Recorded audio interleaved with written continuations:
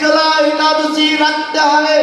যারা একাদশী রাখবে না বা মুড়ি খাবে কি বিস্কুট খাবে অথবা কি খাবে, তাদের রাজা মহাদণ্ড দেবেন।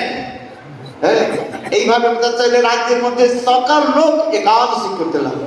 দেখুন এই একাদশী করতে করতে সমস্ত রাজা প্রজা লোক বহুত প্রসন্ন হল কি একাদশী পালন করলে অনেক ফল পাওয়া যায়। এক তো শারীরিক ফল রয়েছে, আর একটা রয়েছে পারমার্থিক ফল রয়েছে।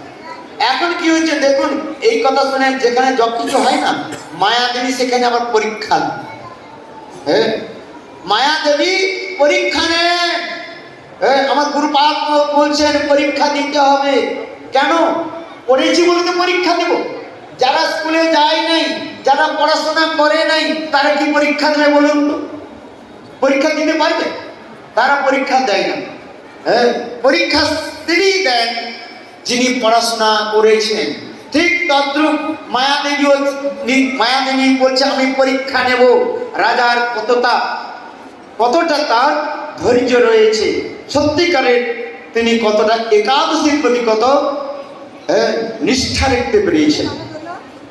দেখুন ওই মায়াদেবী কি করলেন, সুন্দর এক রমণীর রূপ ধারণ করে এক জঙ্গলের মধ্যে বসে রয়েছে। এখন রাজা রূপাঙ্গদ একদিন বনের মধ্যে গিয়েছেন শিকার করতে, আর ওই সুন্দর রমণীকে দিকে তার মোহিতে পড়ে গেলেন। এখন তাকে বললেন তুমি আমাকে বিবাহ করো। তখন ওই মায়াদেবী বললেন আমি তোমাকে বিবাহ করতে পারি, একটা কারণ, আমি যা বলবো বা যা করব তুমি তা সেই কার্যে বাধা দিবে। তখন রূপাঙ্গদ মানে মনেতে পড়লেন, গিরিতে পড়িলে মন যা হয়। আগেরটা আপনার লাইনটা জানেন। এই জন্য বলছেন প্রীতি যখন পড়ে গিয়েছে তখন বলছেন ঠিক আছে তাই আমি করবো, তুমি যা বলবে আমি তাই করবো, আমি তোমার কোনো কথাতে বাধা দিব না।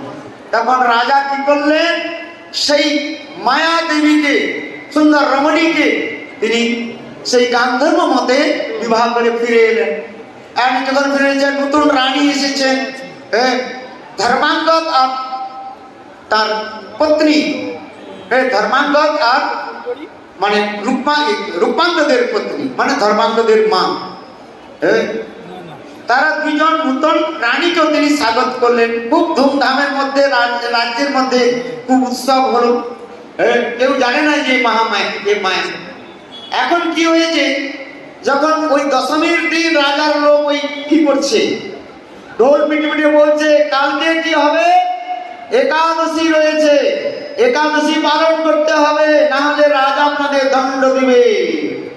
এখন এই কথা শুনে ওই নতুন রানী বললেন আমি একাদশী করবো না, আমি একাদশীর দিন যা কিছু রয়েছে সবকিছু খাবো,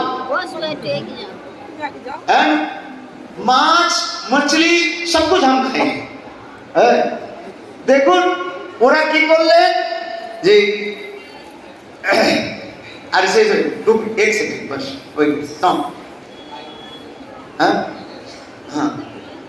এই এক মিনিট বাস শেষ হয়ে গেছে।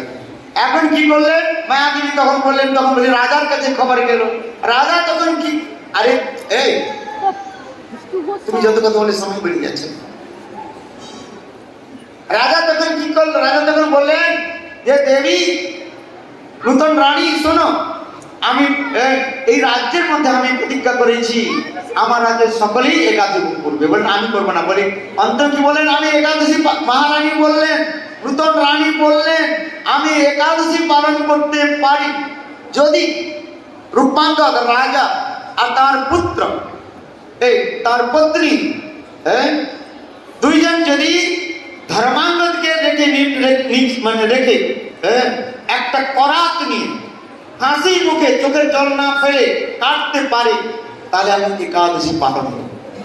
দেখুন কি বললেন, পুত্রকে কাটতে হবে করাত দিয়ে, যেমন কাঠ কাটে না, আর চোখে থেকে জল পড়বে।